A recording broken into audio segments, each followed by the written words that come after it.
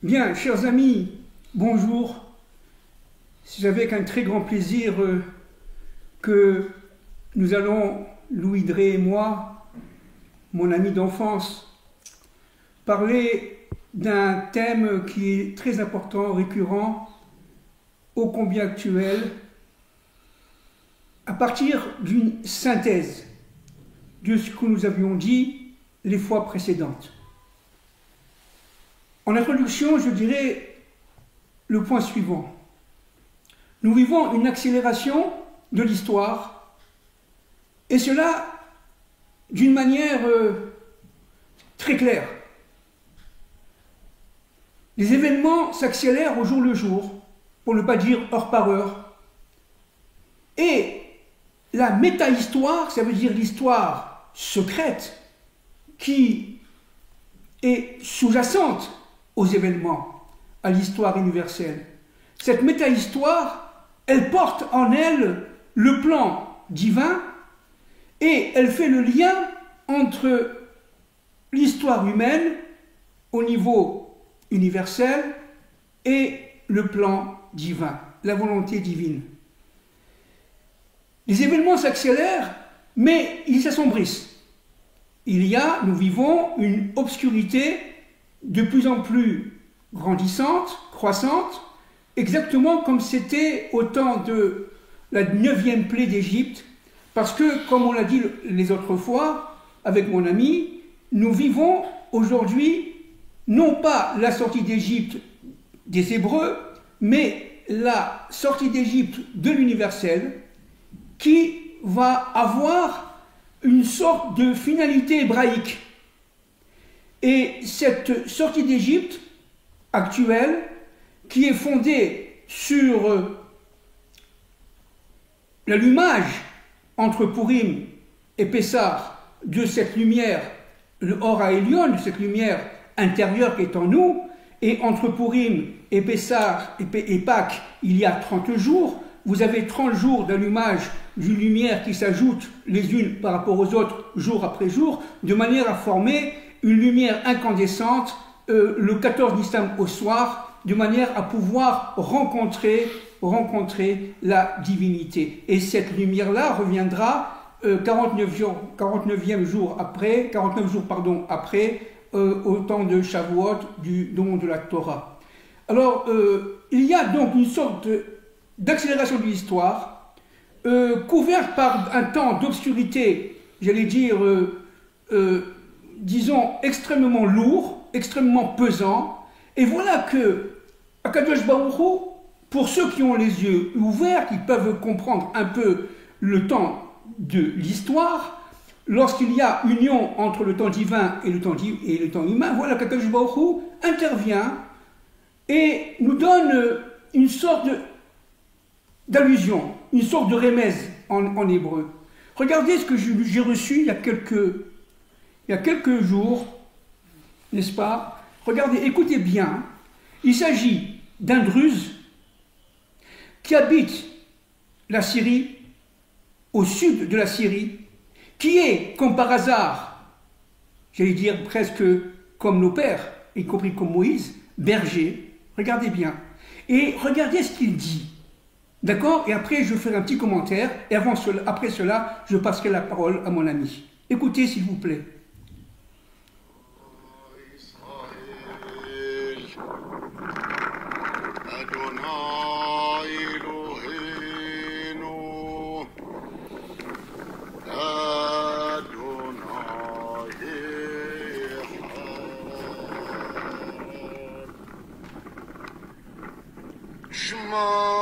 Israël Adonai Eloheinu Adonai Echad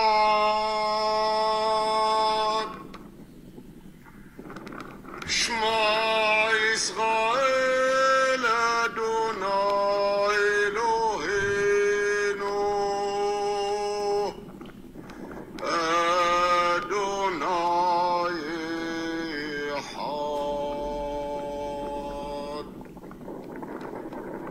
جبل الرب جبل باشان ندعو بالسلام والبركة لجبل صهيون، لجبل الكرمل والشارون، لأحبتنا شعب إسرائيل العظيم. نبارككم باسم الرب. Voilà, alors c'est évidemment extrêmement émouvant. Juste trois petites analyses très très courtes. La première, c'est que les Druzes ont, entre autres, comme prophète, j'allais dire, de première importance, Jéthro. Jéthro est le beau-père de Moïse, bien sûr, le père de la femme de Moïse, Tzipora. Jéthro est arrivé avec Tzipora et ses enfants juste au moment de Matan Torah.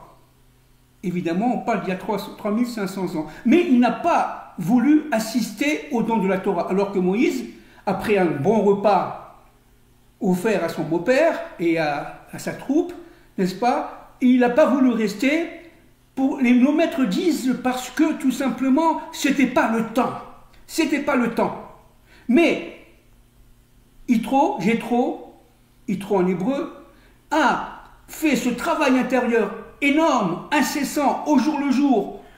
Lui qui était idolâtre, lui qui était sorcier parmi les sorciers, lui qui était le pape de sa génération, eh bien, Jéthro a été tout simplement appelé par Dieu. Il a fait son travail intérieur pendant des jours et des jours et des années avec sa fille Tzipora, et ensemble, avec les enfants de Moshe, ils ont rencontré Moïse au pied du mont Sinaï. Or, voilà un Druze dont le prophète principal est Jéthro, qui dit Shema Israël. Qui dit Shema Israël. Et ce Shema Israël, d'ailleurs, dans le territoire de Bashan. Et qui dit le Shema Israël, parce que, là maintenant, le deuxième point, avant de passer la parole à mon ami, parce que, en fait, les forces de Jéthro, qui reviennent à la fin des temps de l'histoire, qui vont annoncer le don de la Torah, mais le don de la Torah de la délivrance.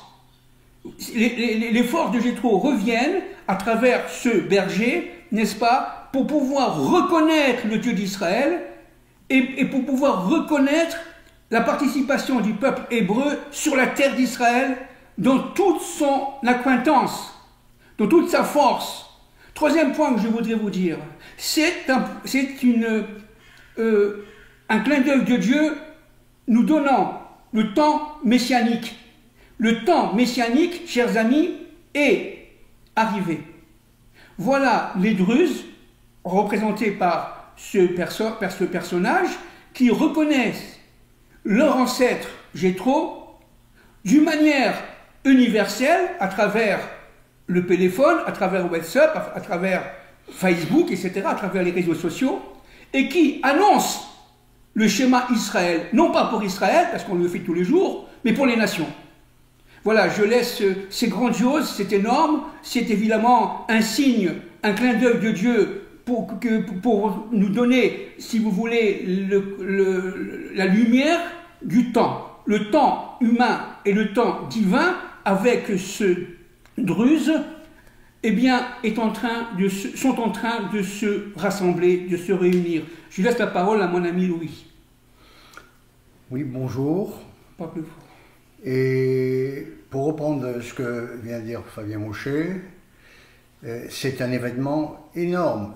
Évidemment, ça interpelle des âmes qui sont dans la lumière, ce genre d'événement, mais on ne peut pas rester interpellé du fait que Jéthro, beau-père de Moshe, a reconnu le Dieu un, et que sur justement le territoire de Bashan, et justement en petit aparté, c'est quelque chose qui m'est personnel, mais après des recherches généalogiques, les ancêtres de la famille dont j'appartiens viennent du territoire de Bashan et s'inscrivent complètement dans la sortie d'Égypte, puisque il y a eu un partage quand Josué est rentré sur cette terre entre les différentes tribus, et la partie de Bashan a été attribuée à une tribu dont je fais partie. D'ailleurs, j'en suis certain puisque le nom d'un combat très célèbre, le combat de Og contre ces Béné Israël qui voulaient justement mener la conquête comme Dieu l'avait demandé, eh bien, leur combat a eu lieu dans une ville qui s'appelait Édéri, et c'est mon nom de famille. Donc on ne peut pas plus se rattacher comme, effectivement, ce berger, Yitro a été un berger de l'universel, donc ce berger est venu nous donner un éclairage de la situation où nous nous trouvons, et en fin de compte, un accomplissement dans l'histoire d'un parcours d'un peuple qui est revenu sur sa terre. Mais il ne faut pas oublier une chose, parce que, évidemment, c'est très compliqué ce qui se passe au Moyen-Orient, à savoir qu'il y a l'histoire officielle et il y a une histoire qui a été brodée depuis une centaine d'années en fonction d'intérêts géopolitiques. Et donc, on ne sait plus démêler ce qui est le vrai du faux. Évidemment, tout ça fait partie d'un plan qui vise à embrouiller complètement les peuples en créant ce que vous le savez certainement aujourd'hui, parce que ça paraît dans la lumière, un peuple palestinien mythique qui aurait eu une histoire sur la terre d'Israël. Or, c'est complètement, même des romanciers et des historiens arabes ont démenti ces thèses. Donc, il faut savoir qu'à la sortie du premier exil de Babylone en Perse, sous la conduite d'Ezra, Zorobabel, ces gens-là, quand ils sont arrivés, évidemment, on remonte à 2500 ans à peu près, on ne sait pas exactement, on sait qu'ils ont participé à la reconstruction du temple qui avait été détruit par Nabuchodonosor, mais déjà les attendait ce problème, à savoir que pendant leur départ, des populations étaient venues occuper cette terre et pour rebâtir ce temple, nous le savons, il y avait des équipes de travailleurs, des bâtisseurs qui bâtissaient, mais il y avait autant de gardiens et de soldats pour les protéger, parce que ces populations voyaient d'un mauvais œil la réinstallation du peuple juif sur sa terre. Et pour préciser, il n'y avait que 70 ans. Alors imaginez... Non, 70 ans entre la destruction du premier temple, et le retour. Et le retour, hein. Oui, et donc un faible temps par rapport à cet exil qui a été le plus long de l'histoire du peuple juif, depuis la destruction du deuxième temple à aujourd'hui. Évidemment, ça ne fait pas plaisir à tout le monde, mais on est des personnes qui croyons en un plan de l'histoire, un plan divin, parce que nous croyons au Dieu un, et ce plan de l'histoire, à la fin des temps, comme l'avait promis le Tout-Puissant, ramener son peuple sur la terre d'Israël. C'est ce qui est fait, et au travers de cet appel de ce berger de l'universel, il représente quelque chose de fondamental qui est en train de se passer aujourd'hui au Moyen-Orient. Que des peuples s'opposent à ce retour, c'est une chose, mais il y a le maître de l'histoire. Alors, l'histoire se fera dans un enfantement en douceur ou sera dans la violence. Il semblerait que ça se passera dans la violence, parce que, en fin de compte, ça bouleverse ce retour, trop d'intérêts fondamentaux, et surtout, derrière cette analyse politique et géopolitique que font les médias, il y a l'analyse spirituelle. Quelque part, l'âme des nations, l'âme de certaines nations, pénétrées par les forces du mal, ne veulent pas d'une souveraineté de Dieu, parce que c'est ça dont il est question aujourd'hui, c'est la souveraineté pour redonner un sens à la vie. Mes interventions précédentes à l'inverse de Moshe, vous me voyez malheureusement beaucoup moins, mais elles avaient une caractéristique et un objectif, c'est de définir le mal dans l'histoire. Alors, on ne va pas reprendre, je suis persuadé que beaucoup d'entre vous ont suivi les interventions, mais si on veut caractériser qu'est-ce que ça a été ce mal, ça a été, ce fut des forces qui ont essaimé, qui ont pénétré les systèmes à partir de loges secrètes, d'un travail très pointu, en arrivant à dominer toutes les forces internationales qui dirigent le monde, et en particulier malheureusement la finance, parce que c'est l'argent qui mène le monde aujourd'hui. Et si vous voulez, on a évidemment dressé un tableau rose de ce que serait un gouvernement mondial. Beaucoup en ont rêvé en disant peut-être que ça éviterait à l'humanité toutes ces guerres qu'on a connues. Excuse-moi, je t'interromps là. César l'avait rêvé. Nimrod l'avait rêvé bien avant, n'est-ce pas? Tous les grands dictateurs de l'histoire ont rêvé à cette mondialisation. C'est pas d'aujourd'hui. Mais, moi aussi, si on réfléchit d'une manière altruiste, c'était peut-être une solution pour l'humanité. Malheureusement, vous le savez comme nous, que chaque fois qu'on s'approche d'une solution qui pourrait être bénéfique à l'humanité, des forces contraires s'immiscent et modifient, tronquent le plan initial. À savoir que dans cette mondialisation qui est en cours, menée par ce qu'on a appelé le dernier empire de l'histoire, l'empire américain, bien entendu, cette mondialisation a été confisquée par une élite financière.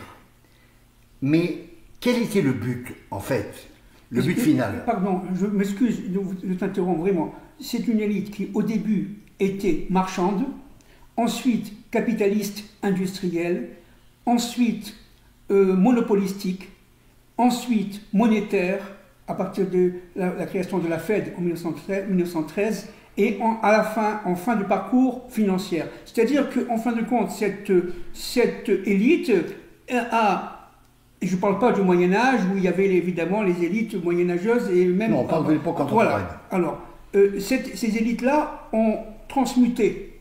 Elles ont épousé l'évolution économique, civilisationnelle des nations. Et elles se sont adaptées aux forces et aux technologies qui s'y trouvaient. Par exemple, elles se sont adaptées à l'automobile et elles ont confisqué la production automobile autour de quelques familles. La sidérurgie, au XIXe siècle, c'est la même chose.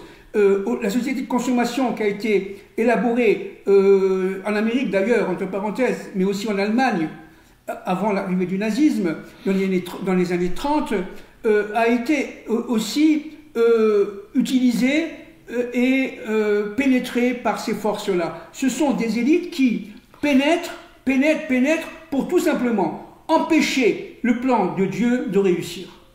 Excuse-moi. Mais pas du tout, au contraire. Ça précise, on ne peut pas en quelques minutes avoir la pensée qui se focalise sur tous les points.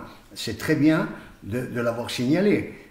Ça affine un petit peu ce que j'ai dit. Et en fait, de cette mondialisation, l'objectif final est là, dramatique, puisque ces élites ont voulu mettre en place un plan qui, quelque part, rendait esclave l'humanité, et cet esclavage, bien entendu, à leur service. C'est pour ça que nos maîtres avaient dit, et en particulier Manitou, mais la fin des temps, ce sera la sortie de l'humanité, de l'esclavage d'Égypte. Ben, les gens ne comprenaient pas, mais attendez, vous parlez de quelque chose de 3300 ans. Mais non, ça sera sous une autre forme. Et vous vous rendez bien compte aujourd'hui qu'il n'y a jamais eu autant de moyens de communication, mais qu'on communique de moins en moins. Exactement. Au fond, Je n'ai, dans ma jeunesse, très jeune, jamais entendu parler du matin au soir de psychanalyse, de thérapie psychologique, à savoir que les gens ne savent plus où ils en sont. Ils ne savent plus qu'ils en sont. Pourquoi? Parce que, en fin de compte, ils sont les maillons, les rouages d'un système, et ces rouages sont en train de les broyer littéralement. Exactement. Notre espérance depuis de nombreuses années, et c'était également nos visions d'enfants, c'est que de l'anticipation de l'avenir, c'est que un jour, l'homme serait libéré par le progrès scientifique et le machinisme et les technologies le rendraient libre. Eh bien, c'est à cette conclusion où j'arrive, où c'est l'inverse qui s'est produit, parce que les forces vives qui ont permis ces progrès ont été confisquées. Exactement. Confisquées.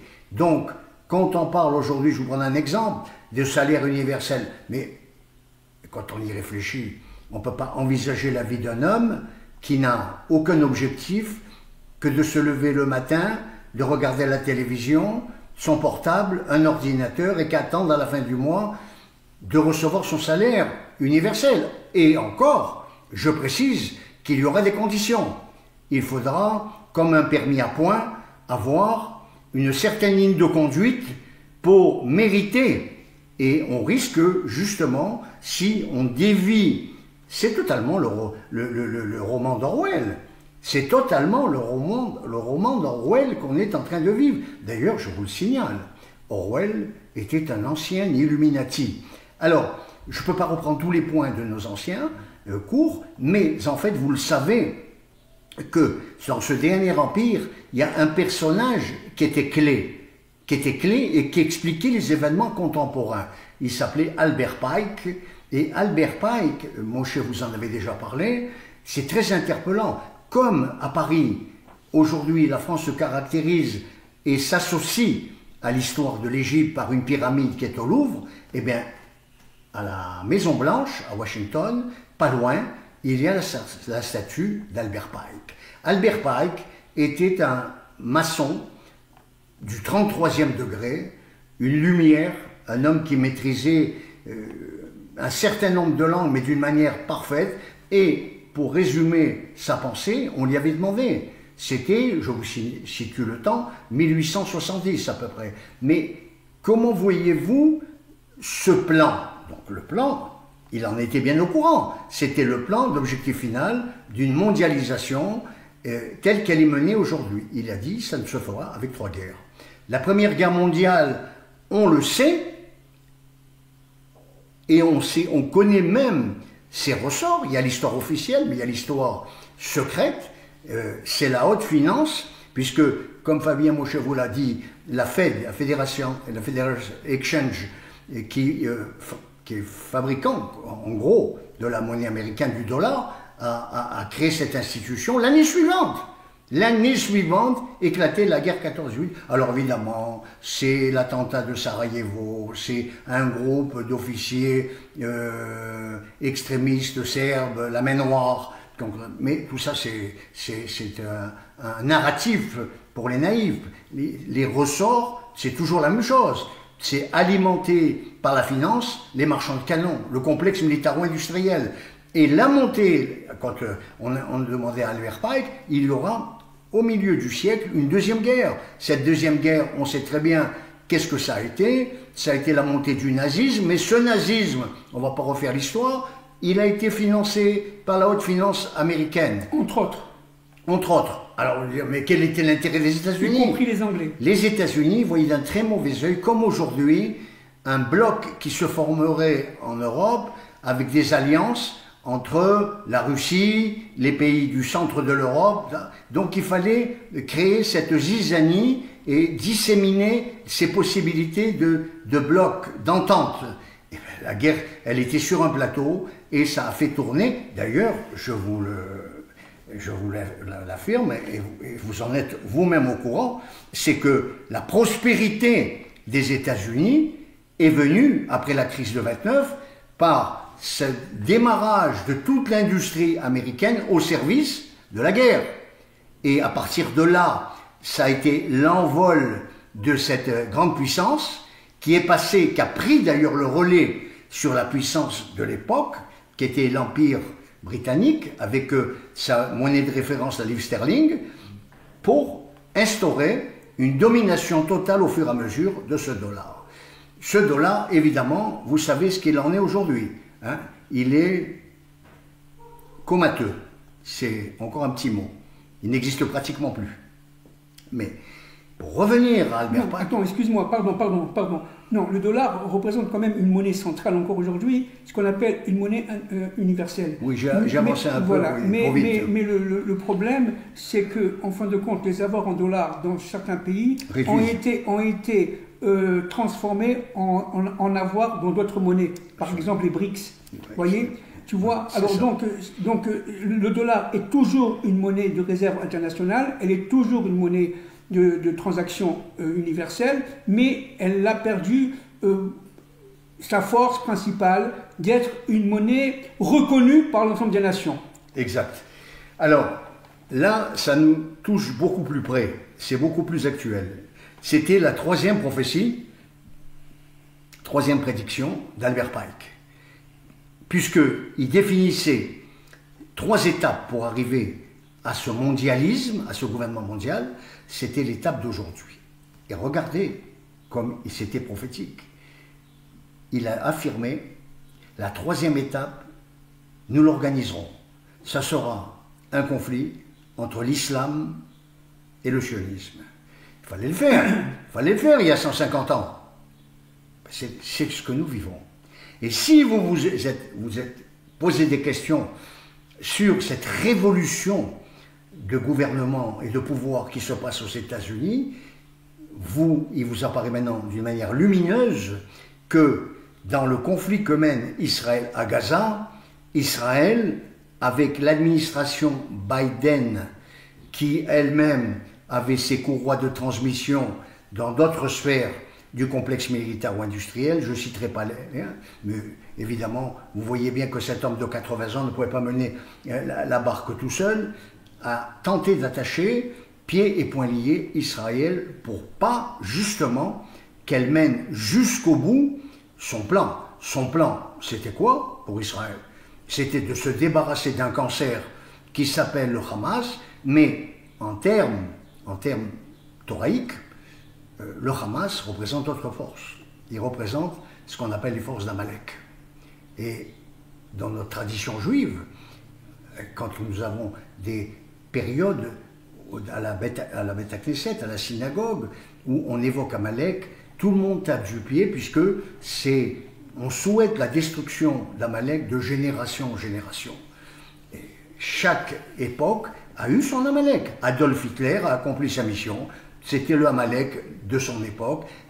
Comment peut-on arriver à un jugement pareil? Parce qu'il avait défini l'objectif, détruire le peuple juif, comme Haman, du temps de Purim, avait voulu mener cet objectif, et grâce au miracle qu'a permis Esther à l'époque, et Mordechai, eh bien, on a évité cette catastrophe, puisque Ahasverosh, Assuérus était maître d'un empire de 127 provinces. Or, la Torah, ce sont que des clés. 127 provinces, tant que ça, oui, mais on voulait comprendre, les maîtres voulaient comprendre qui était Esther, ce personnage qui faisait irruption dans l'histoire. Et ils ont été interpellés par le fait que dans la genèse des patriarches, il y avait la femme d'Abraham, Sarah, dont les textes révèlent qu'elle est morte à 127 ans. De là à dire, pour des initiés, parce que ça c'est un langage initiatique, que peut-être Esther était ce qu'on appelle le Gilgul, c'est-à-dire la réincarnation de Sarah, et qui était revenue pour accomplir une mission extraordinaire, sauver son peuple. Et réparer la faute de Ève.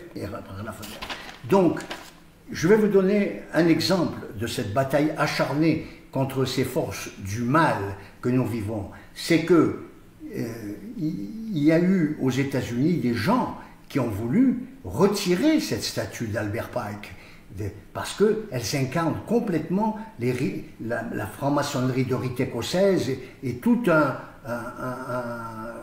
une vision d'initié que les gens n'adhèrent pas. Et il y a eu un certain homme politique qui s'appelait Larouche et qui a voulu s'attaquer, mais un homme brillant, hein, puisqu'il aurait été même prêt à se présenter à des élections américaines et tout. Eh bien, vous savez ce qui s'est passé? Eh bien, comme aujourd'hui, on lui a confectionné des costumes sur mesure, des affaires, des casseroles, des choses comme ça, avec toujours la complicité des médias. Eh bien, ce Albert Rouche, eh bien, a fini, c'était un député du Minnesota, a fini à comparaître devant une cour, et pour bien s'assurer qu'il n'avait plus de carrière politique, il a été condamné à la prison à vie. Voilà.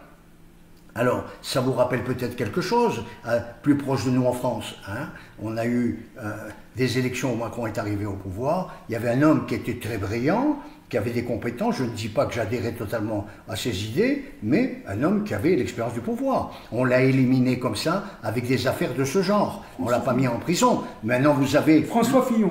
François Fillon. Maintenant, vous avez le cas de Sarkozy. Je veux bien qu'il y ait eu des malversations, mais c'est quand même interpellant, les bracelets... Un ancien président...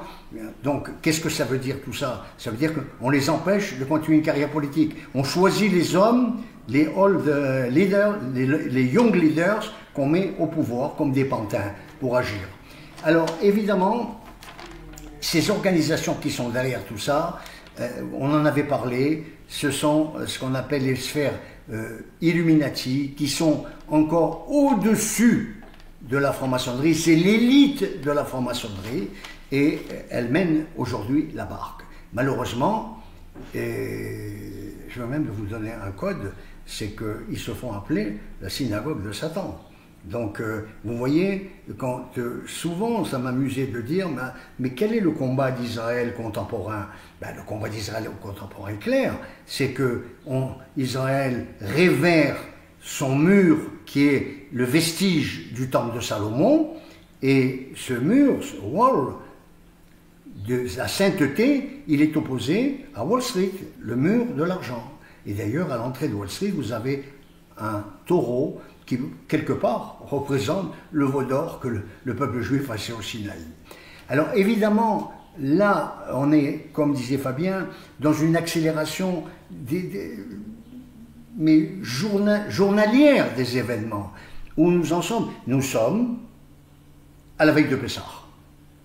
Pessah, nous avons Pâques pour les chrétiens, et en fait, hier, nous avons célébré le premier jour du calendrier hébraïque, du mois qui caractérise Pessah, c'est Nissan. Chez nous, ça a une très grande valeur. Pourquoi? Parce qu'on appelle ça un mois de miracle. Pourquoi de miracle? Parce que quand le peuple juif est sorti d'Égypte, c'était à Nissan, et c'était ce miracle où il était désespéré devant la mer Rouge, demandant même à Moshe, mais pourquoi nous as-tu amenés jusque-là pour mourir dans le désert? La mer s'est ouverte. Et nous, ce que nous espérons à la fin des temps, comme les peuples aujourd'hui sont dans la désespérance, dans le désert spirituel des nations, nous espérons, pas pour nous, pour l'humanité, l'ouverture de la mer Rouge. Cette ouverture de la mer Rouge, elle a une signification profonde. C'est qu'elle changerait l'ordre des systèmes, et peut-être qu'en fin de compte, on arriverait avec un nouvel ordre mondial qu'on n'a jamais connu à avoir un ordre basé sur des valeurs morales, sur la révérence vers la transcendance, plutôt que la révérence dans des éléments matériels qui nous ramènent à la sortie d'Égypte au veau d'or. Donc, je vous l'ai souvent dit, le peuple juif n'a jamais revendiqué une élection. C'est l'histoire, c'est le projet de Dieu qu'il a placé à cette place dans l'histoire. Et vous savez... C'est un peuple choisi et non pas élu. Choisi, et vous savez le prix qui a été payé. Alors aujourd'hui, il va pouvoir si Dieu veut, faire entendre la voix de Jérusalem aux nations, parce que les temps sont ultimes et que, beaucoup plus loin, on risque la tragédie. Et vous savez de quelle tragédie je veux parler. C'est une période sombre, comme a dit Moshe, où le moindre accident de parcours pourrait provoquer un cataclysme.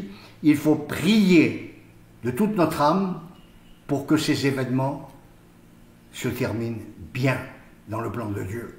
Maintenant, ce que je voulais vous dire également, parce que chaque fois j'avais évoqué un document qui m'avait été confié et dont je ne peux pas évidemment divulguer la source, c'était un plan qu'avaient prévu les forces occultes dont j'ai parlé, les forces du mal, on dirait les forces du mal, pour cette domination. Et regardez comme elles étaient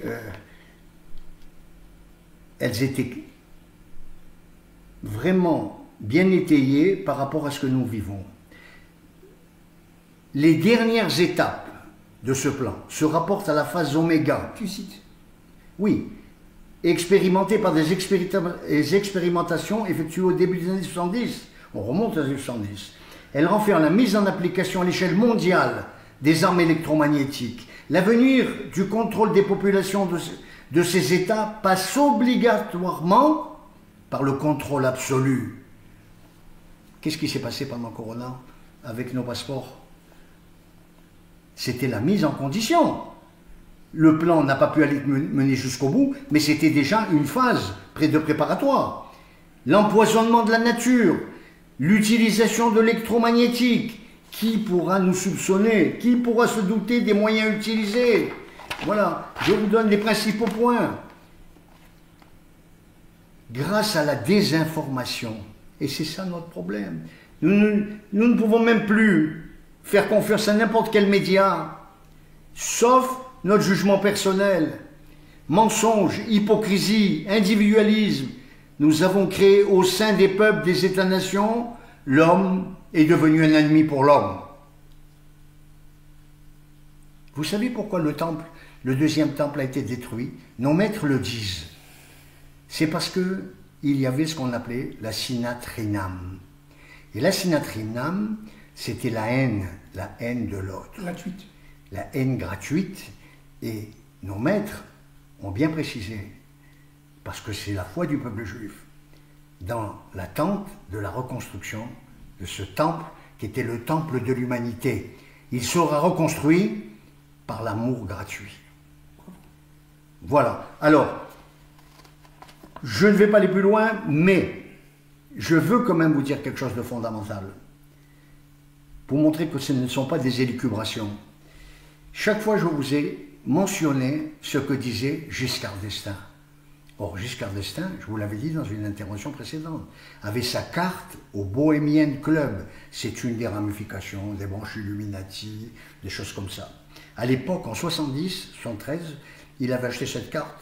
Il s'était déplacé à la réunion annuelle, carte qui coûtait 25 000 $, il y a 40 ou 50 ans. La plupart des hommes, disait-il, politiques, grisés par la réussite, ne connaissant pas le plan final, seul le haut de la pyramide, le 33e degré, le connaît. Ils se font tous avoir les uns après les autres. Et je vous le donne l'exemple, un pauvre Sarkozy qui est aujourd'hui un clown dans les prétoires. Par des promesses d'un monde meilleur, alors que c'est le chaos en secret qui est planifié. Valéry Giscard d'Estaing. Bien, c'est très bien, c'est juste, il n'y a pas de...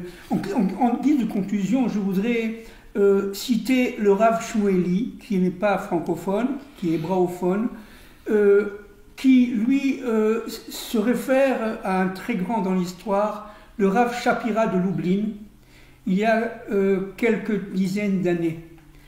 Le Rav Shmueli dit une chose très intéressante par rapport à la paracha Pécoudé. Vous savez que dans la paracha Pécoudé, on a demandé à Moïse de faire les comptes. Alors lui, il dit la chose suivante, mais comment ça se fait qu'on demande à Moïse de faire les comptes. Mais qui a demandé d'abord? Alors nos maîtres, les maîtres des secrets disent, c'est le Erev Rav, qui se retournait vers Moïse et lui dire, tu vas nous expliquer chaque sou que tu as reçu, parce qu'on a un doute par rapport à ta richesse. Or, dit le Rav Shmueli, à partir du Zohar, mais attendez, lorsqu'on a construit le veau d'or, ok, c'est vrai que les femmes hébreux n'ont pas participé. Elles n'ont pas participé. Les hommes et les enfants et les vieillards ont participé. Les masculins ont participé. Et chacun a donné tout l'or qu'il avait pour construire le veau d'or.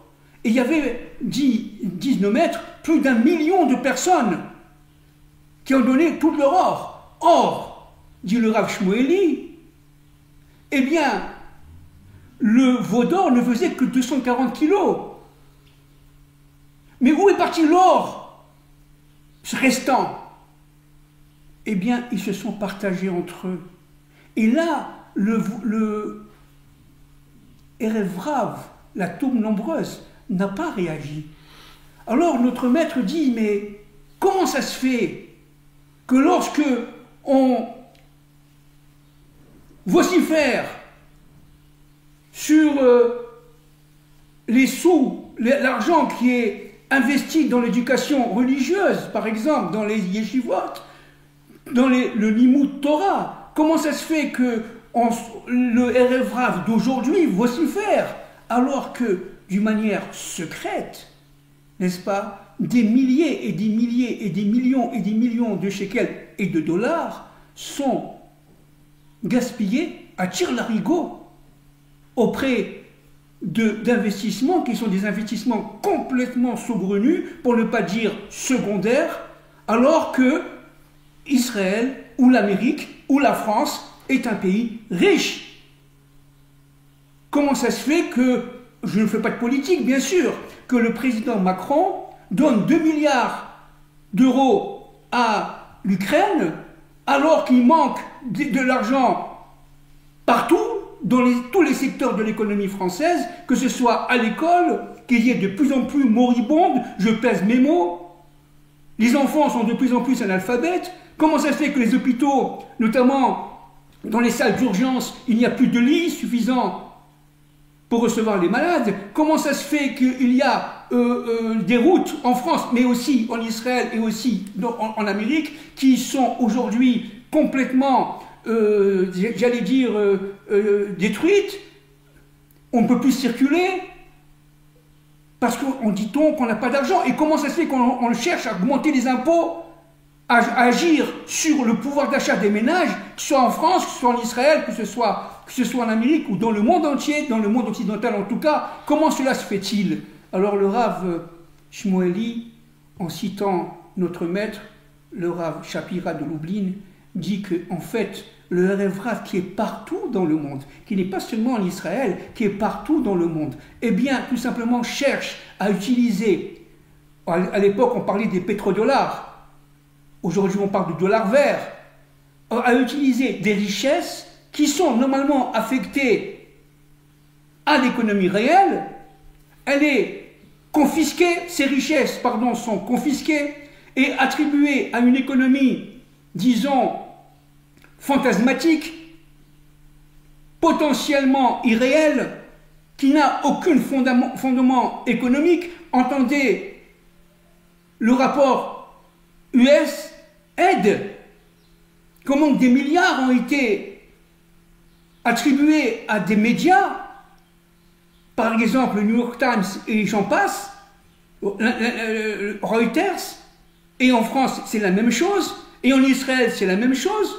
Comment se fait-il que des millions et des millions sont affectés alors qu'il y a des gens en Amérique, il y a énormément de gens qui n'arrivent pas à s'en sortir, notamment depuis la grande crise financière de 2008. En France, n'en parlons pas. En Israël aussi, nous avons ici des populations qui sont en déshérence.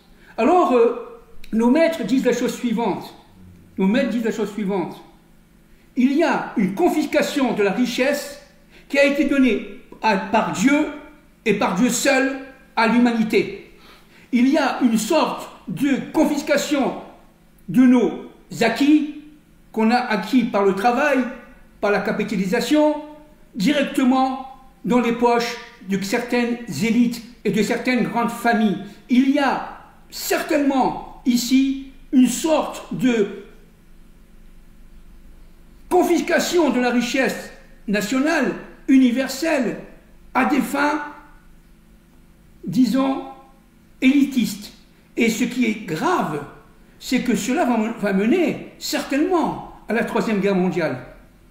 Ce qui se passe actuellement dans l'Antarctique, n'est-ce pas, où c'est un territoire qui est bourré d'or, et on le sait, etc., de bauxite et de pierres précieuses, y compris en Afrique, d'ailleurs, eh bien, le fait que les Américains veulent conquérir ce territoire qui va devenir un 51e État américain, par exemple, ou le Canada est un territoire extrêmement riche, contrairement à ce qu'on pense, il est mal développé, le Canada est mal développé, alors cela va entraîner des guerres. Il est évident que la Russie ne pourra pas supporter. La Russie, évidemment, par l'Arctique, est frontière avec les États-Unis par le détroit de Bering. Eh bien, mais comment cela va se terminer? Ça peut se terminer par un conflit terrible, peut-être même nucléaire. Et c'est ce qu'on a vu en Première Guerre mondiale. Moi, je me rappelle, pour finir, pour conclure, un de mes profs, quand j'étais en doctorat à la Sorbonne, m'a dit que, mais enfin, monsieur Ababou, il ne faut pas lire l'histoire telle qu'on l'a apprise. Il y a une histoire secrète de la Première Guerre mondiale. Et cette histoire secrète de la Première Guerre mondiale, ça a été la concurrence âpre, agressive, imperturbable entre la City de Londres et, à l'époque, nous sommes dans les années 1910-1914, n'est-ce pas, et Wall Street de New York. Ce combat secret a mené, m'a dit mon maître, la Première Guerre mondiale. Et c'est pareil pour la Seconde Guerre mondiale. C'est-à-dire véritablement, et c'est pareil aussi pour la Troisième, c'est-à-dire véritablement, il y a une sorte de fuite en avant, parce que les sociétés sont détruites, parce qu'on passe d'un certain niveau d'industrialisation à un autre niveau de civilisation, et que les élites veulent non seulement conquérir des territoires, mais aussi et surtout conquérir des richesses qui ne leur appartenaient pas. Et ça, nous qui sommes croyants, qui essayons d'être avec Akadosh Baruch Hu, eh bien, ça nous est absolument insupportable. Tout appartient à Hachem, tout appartient à Dieu. Et le Erev Rav, qu'il soit en Israël ou qu'il soit dans le monde entier, n'arrivera pas à ses propres desseins. Je passe la parole pour finir à mon ami. Pour moi, ça aurait été très simple. Ça confirme cette concentration dont parle Fabien de la richesse, que oui, évidemment, Dieu a donné une richesse à la planète pour que les hommes aient une certaine qualité de vie. Or, toute la plus-value de ces gains qu'on a obtenus par les technologies modernes et tout, eh bien, confisqués par les élites, les grands groupes informatiques américains, vous les connaissez. Alors je donne juste un chiffre, hein. Et encore je crois qu'il est un peu optimiste par rapport à ce que j'avais lu. Disons, et c'est la problématique de l'humanité aujourd'hui, quand vous voyez des pays comme l'Inde, où on voit des masses mourir de faim dans les rues, hein, une centaine de milliardaires dont la nationalité majeure sont les USA, se partagent la moitié de la richesse mondiale. À partir de là, vous voyez bien ce qui est en question, c'est une redistribution, et ça ne peut se faire malheureusement, comme le soulignait Moshe, à savoir qu'elle est confisquée, eh bien ça se fera par la force. Certaines sources ne disent pas 50%, mais 70% de la richesse mondiale. Et je vais même dire une chose, c'est pas une centaine, j'avais lu il y a quelque temps que c'était une soixantaine de milliardaires américains. Voilà. Alors, vous me direz, oui, mais alors comment agir? Malheureusement, ça va être par la force, puisque, ça c'est l'objet d'un autre débat, même si on parle de démocratie depuis à tout va dans nos sociétés, les démocraties ont été confisquées déjà depuis belle lurette, Et aujourd'hui, il apparaît de plus en plus que la voie des démocraties, ce n'est plus la voie des peuples, mais c'est la voie d'entités qui a confisqué leur parole, à savoir des gouvernements de juges. Voilà. Bien, merci. Je pense que ça a été une intervention intéressante. J'espère qu'elle est éclaircissante. On reviendra sur ce thème-là, Louis. Merci, ce qui est très vaste, bien sûr. On a fait ça en quelques minutes. On vous souhaite, Louis et moi, que du bien. Que Dieu vous protège, que Dieu nous protège, que Dieu nous guide. Et à très bientôt, Bezrat Hashem, si Dieu veut. Amen.